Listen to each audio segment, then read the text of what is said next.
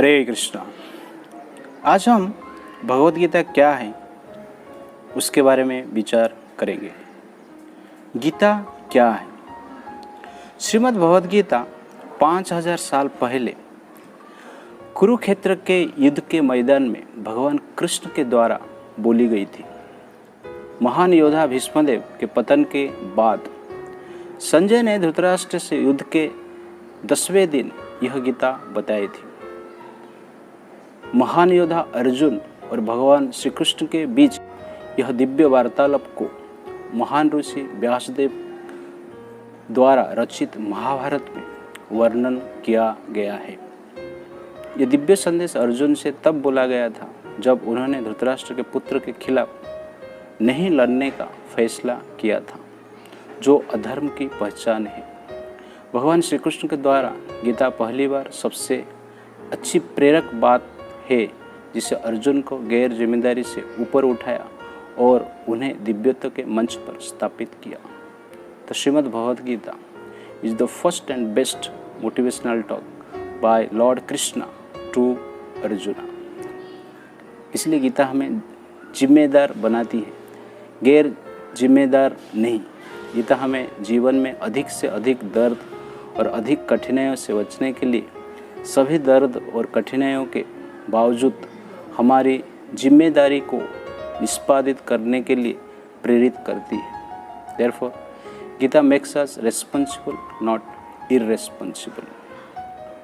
वही गीता जो मूल रूप से संस्कृत भाषा में लिखी गई थी, इसका अनुवाद अंग्रेज भाषा में एक महान वैदिक विद्वान और इस्कॉन के संस्थापक आचार्य एसी भक्ति वेदांत स्वामी प्रभुपाद द्वारा किया गया है। भगवद गीता को गीतोपनिषद के रूप में भी जाना जाता है। यह वैदिक ज्ञान का सार है और वैदिक साहित्य से सबसे महत्वपूर्ण उपनिषदों में से एक है। हमें गीता की आवश्यकता क्यों है? हर कोई प्रकृति के 3 गुण से प्रभावित होता है।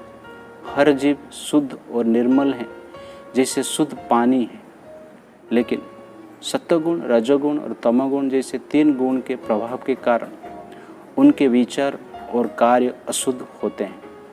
जैसे प्रकृति में पानी शुद्ध होता है, लेकिन जब इसे लाल रंग के साथ मिलाया जाता है तो यह लाल हो जाता है। जब इसे पीले रंग के साथ मिलाया जाता है तो यह पीला हो जाता है।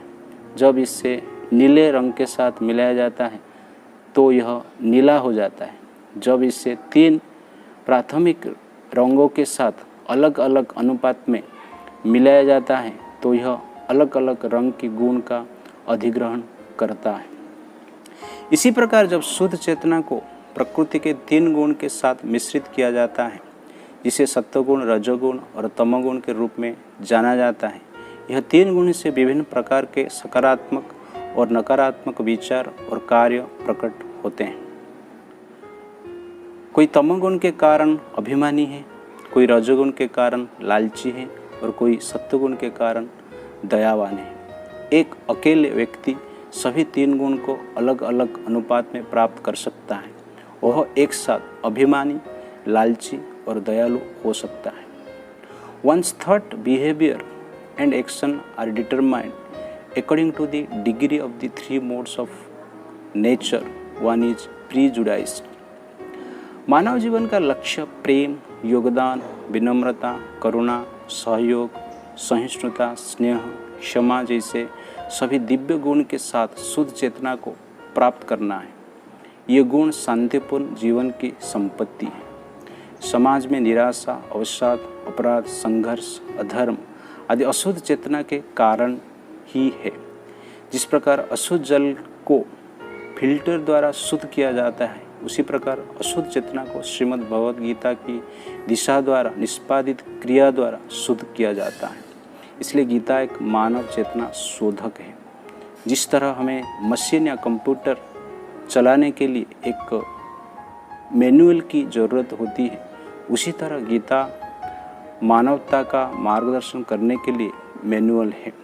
इसलिए गीता एक समुदाय के लिए नहीं बल्कि संपूर्ण मानवता के लिए है। Therefore, Gita is not for one community, but for the whole of humanity.